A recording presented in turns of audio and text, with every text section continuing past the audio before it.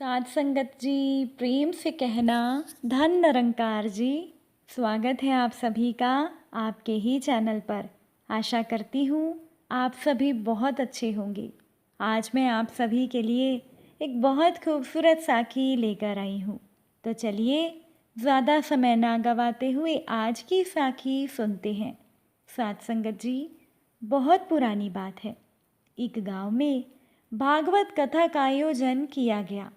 पंडित जी भागवत कथा सुनाने आई। पूरे सप्ताह कथा वाचन चला।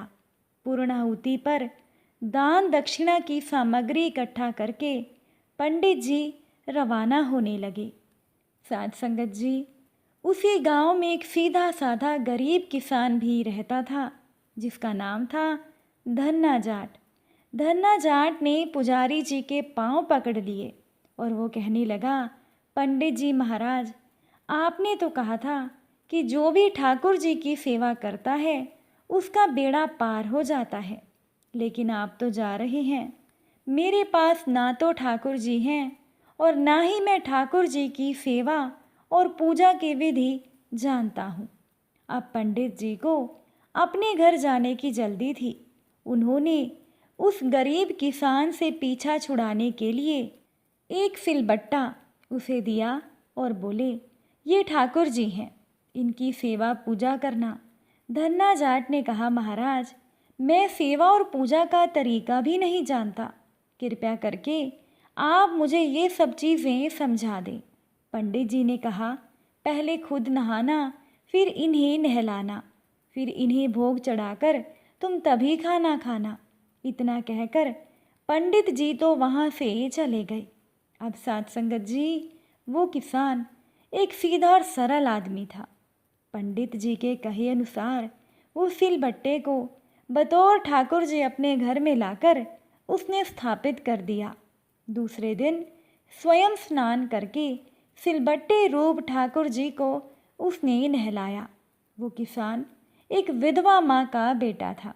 उनके पास खेती के लिए ज़मीन भी ज़्यादा नहीं थी, इसीलिए ठाकुर जी को भोग लगाने के लिए उसने बाजरे की रोटी और मिर्च की चटनी रख दी। अब वो धन्ना भक्त ठाकुर जी से कहने लगा, प्रभु, पहले आप भोग लगाओ, फिर मैं खाऊंगा। जब ठाकुर जी ने भोग नहीं लगाया तो वो किसान कहने लगा, पंडित जी तो धनवान थे, वो तो आपको खीर पूरी और मोहन भोग लगाते थे, पर प्रभु, मैं तो एक गरीब जाट का बेटा हूँ, इसीलिए मेरी बाजरे की रोटी और चटनी का भोग आप कैसे लगाएंगे? पर प्रभु, आप साफ साफ सुन लें, मेरे पास तो यही भोग है, खीर पूरी मेरे बस की नहीं। अब ठाकुर जी ने भोग नहीं लगाया, इसीलिए वो ईश्वर का भक्त भी सारा दिन भूखा बैठा रहा।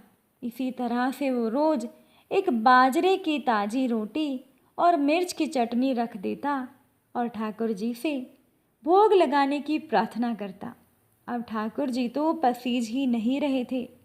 ये क्रम निरंतर 6 दिन तक चलता रहा। साध संगत जी, छठे दिन धन्ना बोला, ठाकुर जी, चटनी और रोटी क्यों नहीं खाते हो?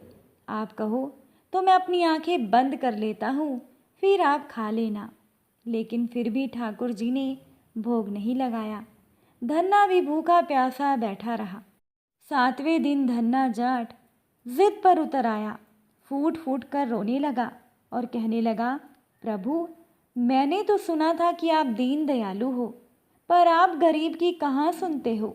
मेरी रखी ये बाजरे की रोटी और चटनी आकर तुम नहीं खा रहे हो तो मत खाओ, अब मुझे भी नहीं जीना है।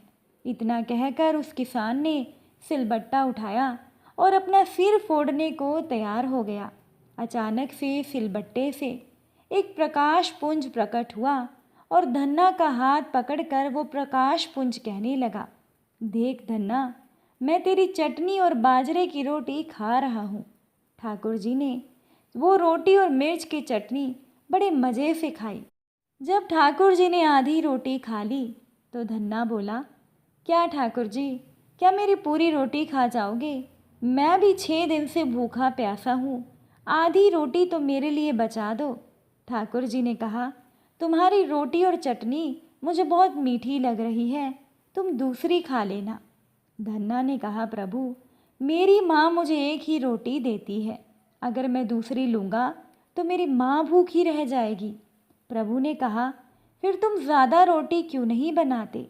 धन्ना ने कहा, प्रभु मेरे पास एक छोटा सा खेत है और मैं अकेला हूँ। ठाकुर जी ने कहा, तुम और खेत जोत लो। धन्ना बोला, प्रभु मेरे पास बैल थोड़ी ही है, मैं तो खेत खुद ही जोतता हूँ। ठाकुर जी ने कहा, तो तुम नौकर रख लो। धन्ना ने कहा, प्रभु क्यों आप मेरा मजाक उड़ा रहे हो? मेरे नौकर रखने की हैसियत अगर होती तो क्या मैं 2 वक्त रोटी ना खा लेता? इस पर ठाकुर जी ने कहा, चिंता मत कर, मैं तेरी मदद करूँगा। कहते हैं तब से ठाकुर जी ने धन्ना का साथी बनकर उसकी सहायता करनी शुरू कर दी थी। अपने भक्त के साथ प्रभु ने खेत में मिलकर काम करवाया। इसके बाद धन्ना जाट ने कुछ और ज़मीन और बैलों की जोड़ी भी खरीद ली। कुछ समय के बाद उनके घर में गाय भी आ गई, मकान भी पक्का बन गया, सवारी के लिए घोड़ा भी आ गया और धन्ना एक अच्छा खासा जमींदार बन गया। कई सालों के बाद वो ही पंडित जी दोबारा धन्ना के गांव में भागवत कथा सुनाने आए।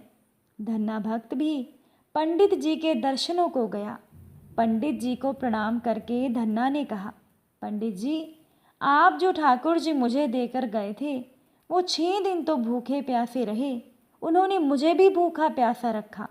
7वें दिन उन्होंने भूख के मारे परेशान होकर मुझ गरीब की रोटी खा ही ली।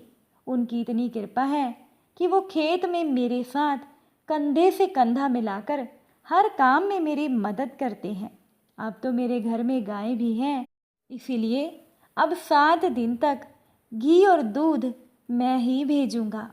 पंडित जी ने ये सोचा कि ये तो मूर्ख आदमी है, मैं तो इसे सिलबट्टा देकर गया था।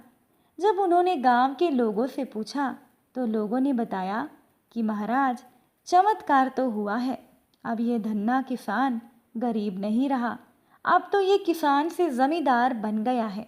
दूसरे दिन पंडित जी ने धन्ना भगत से कहा, कल जब तुम कथा सुनने आओगे तो अपने साथ अपने साथी को भी लेकर आना जो तुम्हारे साथ खेत में काम करता है। घर आकर धन्ना ने प्रभु से निवेदन किया कि आप मेरे साथ कथा में चलो। प्रभु ने कहा, मुझे कथा में नहीं जाना, तुम जाओ। तब धन्ना बोला, क्या उन पंडित जी को आपसे मिलवाने के लिए मैं घर ले आऊं? प्रभु ने कहा, बिल्कुल नहीं, मैं झूठी बातें कहने वालों से नहीं मिलता। जो मेरा भक्त मुझसे सच्चा प्रेम करता है, जो अपना काम मेरी पूजा समझकर करता है, मैं उसी के साथ रहता हूँ। वो पंडित जी भागवत कथा भी मन से नहीं सुनाते। भागवत कथा सुनाने के पीछे उनकी कोई भक्ति नहीं छुपी होती, वो तो केवल धन के लालच में ही कथा सुनाते हैं। इसीलिए ऐसे लोगों से मैं नहीं मिलता। साध संगत जी, प्रभु ईश्वर ये निरंकार दातार तो भक्त के मन का भाव देखते हैं। अगर हमारे मन में भाव सच्चा है तो प्रभु निश्चित रूप से हमें मिल ही जाते हैं। आपको आज की ये साखी कैसी लगी कमेंट करके ज़रूर बताइएगा। आप सभी से फिर मुलाकात होगी एक नई साखी के साथ। साध संगत जी प्यार से कहना, धन निरंकार जी।